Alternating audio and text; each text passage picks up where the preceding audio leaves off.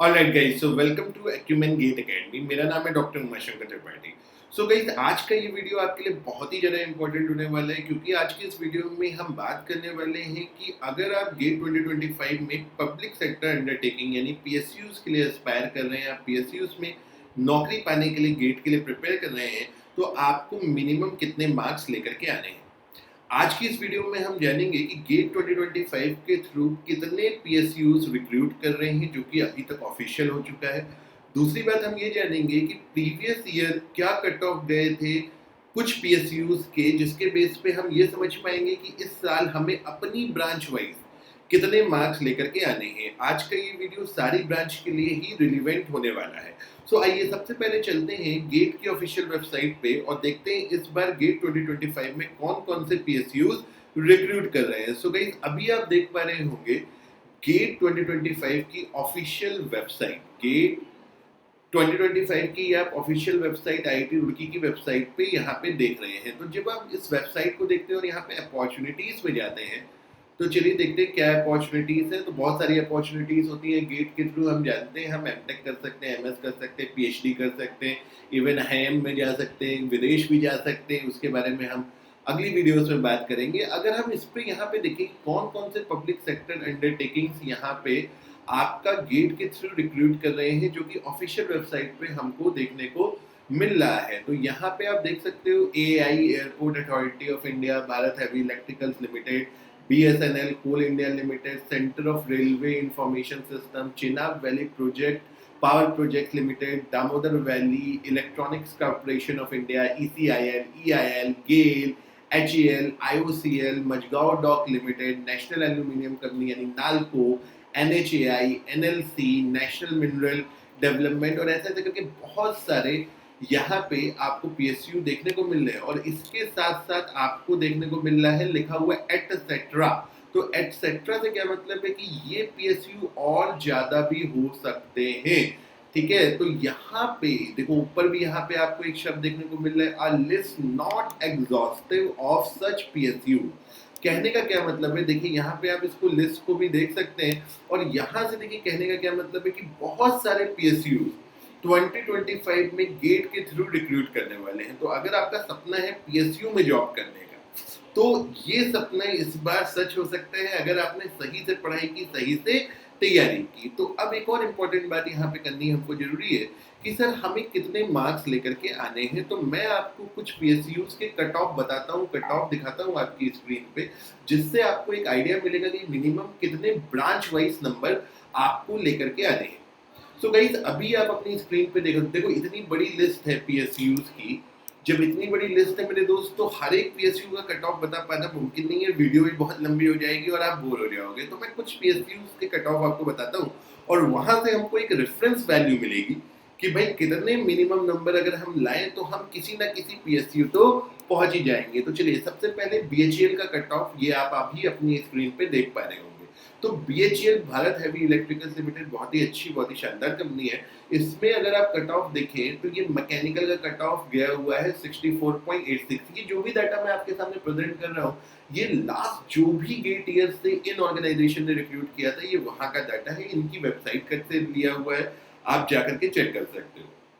तो बीएचईएल का cut off अगर आप देखें तो आपको आपकी स्क्रीन पे अभी दिख रहा है, बीएचईएल का मैकेनिकल में कट ऑफ गया है 64.86, इलेक्ट्रिकल में है 70.7, सिविल में है 71.72, केमिकल में है 69.38, एचआर और फाइनेंस का भी यहाँ पे कट ऑफ आपको दिया गया है। सो बीएचईएल का कट ऑफ अगर आप देखो तो ब्रांच वाइज आप कट ऑफ देख सकते हो कि आपको कितने मार्क्स लेकर के आने। मैंने जो बोला वो अनरिजर्व कैटेगरी के लिए है। जो रिजर्वेशन वाली कैटेगरीज है जैसे ईडब्ल्यूएस है, ओबीसी है, एससी है, एसटी है, उनका भी रिस्पेक्टिव कट ऑफ यहाँ पे मेंशन है। आइए, ये है एनटीपीसी का कट ऑफ। देखिए अलग अलग पीएसयूज की वेबसाइट पे अलग अलग वे में कट ऑफ प्रेजेंट किए जाते हैं। जैसे एनटीपीसी में आप देख सकते हो, ठीक है, अभी आप स्क्रीन पे एनटीपीसी का कट ऑफ देख रहे होंगे। एडिटर साहब अगर नहीं लगाया है तो यहाँ पे आप एनटीपीसी का कट ऑफ लगा दें। तो एनटीपीसी का आप कट ऑफ यहाँ पे देख रहे होंगे कि आपका जो एनटीपीसी में एआईआर के हिसाब से यानी ऑल इंडिया रैंक के हिसाब से है, ये 2023 का है। ठीक है, तो 2023 के डाटा के हिसाब से जो लास्ट रैंक आपको कैटेगरी वाइज यहाँ पे देखने को मिल रही है कि जो लास्ट रैंक का सिलेक्शन हुआ था वो क्या था, ठीक है, शॉर्ट लिस्टिंग हुई थी, सॉरी, शॉर्ट लिस्टिंग के बाद ऑब्वियसली इंटरव्यू होता है। तो लास्ट जो शॉर्ट लिस्टिंग हुई थी वो हुई थी मैकेनिकल में 421, इलेक्ट्रिकल में 322, इलेक्ट्रॉनिक में 276, इंस्ट्रूमेंटेशन में 1301, सिविल में 81 और माइनिंग में 106, ठीक है। तो ये एनटीपीसी का था, ठीक है। आइए अब चलते हैं जरा सेल के कट ऑफ पे। सेल भी एक बहुत मेजर पीएसयू है जो आपका रिक्रूट करता है। तो सेल का कट ऑफ अभी आप स्क्रीन पे देख पा रहे होंगे। तो सेल का कट ऑफ यहाँ पे chemical, electrical, instrumentation, mining and metallurgy में आप देख सकते हैं। Unreserved category, OBC category, respective branch में आप कर सकते हैं। आइए अब चलते हैं जरा आईओसीएल के कट ऑफ पे। तो आईओसीएल का कट ऑफ देखेंगे, अगर आप देखेंगे तो ये आईओसीएल का कट ऑफ सिर्फ और सिर्फ मैकेनिकल ब्रांच के लिए है। वेबसाइट पे इसको अवेलेबल नहीं था तो मैकेनिकल का ही मिला, तो मैंने वहां से एक स्क्रीनशॉट लेकर के आपको यहाँ पे शो कर रहा हूँ। सो मैकेनिकल में जो कट ऑफ गया है जनरल कैटेगरी के लिए 68.736, ठीक है।